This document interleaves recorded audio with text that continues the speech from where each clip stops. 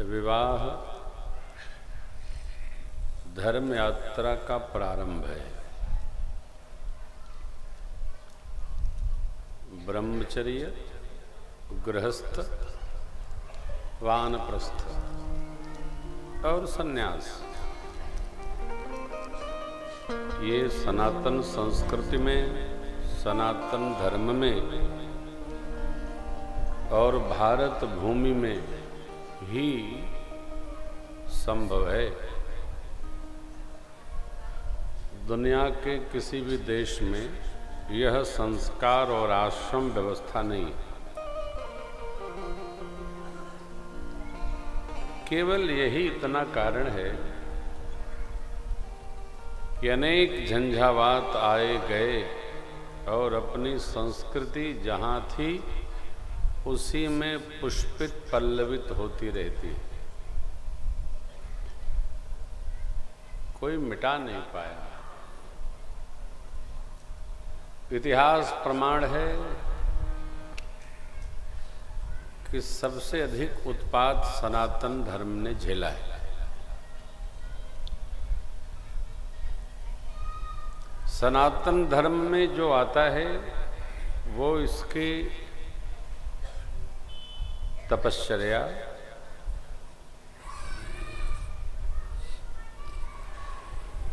अपार सद्ग्रंथों का समुच्चय,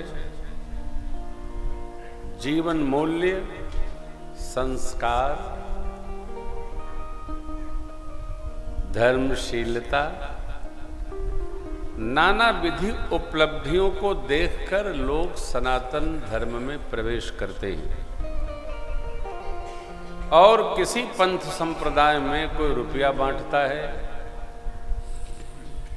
कोई ब्याह करा देता है, कोई घर बनवा देता है, चाहे ईसाई बनाना हो या इस्लाम धर्म स्वीकार कराना हो। लोभ लालच दे करके ही व्यक्ति को इधर उधर आप मोड़ सकते हैं। सनातन धर्म में लोभ नहीं, सनातन संस्कृति लोभ देती ही नहीं। सनातन अपने सिद्धांत पे अटल है, सप्तऋषियों की तपश्चर्या है, भगवान का भागवत धर्म है। आप यहाँ आकर और इसके जीवन मूल्यों का अध्ययन करके इसको एक बार दर्शन करो। जो आया कमी निकालने आया। कई ऐसे जो कम्युनिस्ट लोग थे वो भी जब वेद पुराण पढ़े तो इसी के होके रह गए, गए ही नहीं, पलट गया जीवन। ये हमारी थाती है, यही हमारी प्रॉपर्टी, हमारी संपदा है। सनातन संस्कृति विश्व की नहीं, ब्रह्मांड की पुरातन संस्कृति है। 1,98,00,00,000 कितने लाख, कितना हम आपको पूर्णाहुति के दिन पूरी सूची प्रस्तुत करेंगे कि हम कब प्रारंभ हुए और अब तक क्या क्या रहा हमारा, कोई मिटा नहीं सका। मिटा क्यों नहीं सका? अरे भाई, लिखा पढ़ी हो तब न मिटाएंगे। जो सब में समाया है उसको मिटाएंगे कैसे? हिरण्याकशिपु ने भक्तराज प्रहलाद से पूछा, कहां तेरा ईश्वर? लिया दैत्य ने है जब हाथों में खंजर, कहा पुत्र से है कहा तेरा ईश्वर। क्या याद प्रहलाद ने आह भरकर दिखाई पड़े उनको, खंभे के अंदर नरसिंह के रूप में राम प्यारे, हरे कृष्ण गोविंद मोहन मुरारे। अरे भाई, एक जगह हो तो बताए, कहाँ नहीं है। आज की कथा में 5 सूत्र है। श्री राम कथा की भूमिका है,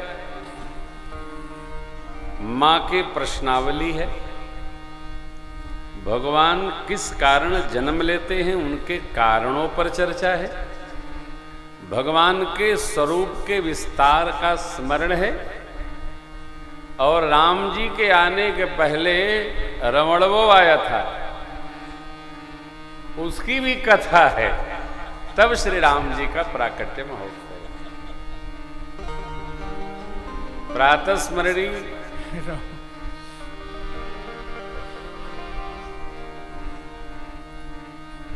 एक बार हमारा बाबू बोल दिया राजन कहीं, तो कोई हमको अहमदाबाद में कह रहा था कि आपके सुपुत्र रावण को रावणवा कहते हैं, तो आपको क्या टेंशन है? तो वो बड़ा विद्वान था। हमने कहा वो दुष्ट था जैसे आप हैं। ब्राह्मण हो अथवा वैश्य हो, क्षत्रिय हो, जिसका चरित्र नहीं है वो सर्वकार निंदनीय। जो भी हो,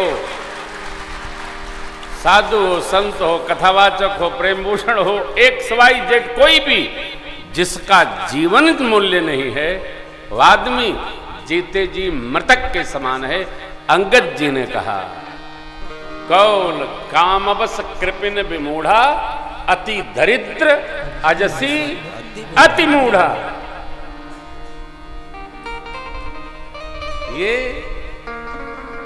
सब विष्णु विमुख श्रुति संत विरोधी, ये सब क्या कहें आप, सदा रोग बस संतत क्रोधी, तनुपोषक निंदक अगखानी, जीवत सबसम 14 प्राणी। कोई कितना बड़ा ईश्वरशाली हो, ये अमेरिका नहीं है, लंदन और हालैंड पोलैंड नहीं है कि आप चाहे जैसे रहोगे समाज आपकी आरती उतारेगा। यहां तो साफ जीना पड़ता है, इस धरती को जीना पड़ता है, सनातन धर्म में जीना पड़ता है। जो जिएगा उसी का अभिनंदन है, उसी का वंदन है। ये अपने यहां छूट नहीं है कि आप चाहे जैसे जियोगे समाज आपको मान्यता प्रदान करेगा। यद्यपि बह रहा है, हवा बह रही है, परंतु आज भी जीवन मूल्यों का जीवन में महत्व है। समाज उसी को स्वीकारता है जिसके पास जीवन है, जिसका चरित्र है। तो ये मुझे स्मरण आ गया, प्रातः स्मरणी पूज्य श्री त्रिदंडी देव स्वामी जी जब रावण की चर्चा होती तो बहुत गरियाते थे। यहां कोई मिले थे हमारे काका जी के शिष्य, प्रातः स्मरणी पूज्य श्री विद्या भास्कर जी महाराज कौशल्य सदन। बोले हम आपके काका जी के शिष्य हैं, स्वागत है आपका। उनके वो दादा गुरु जी थे,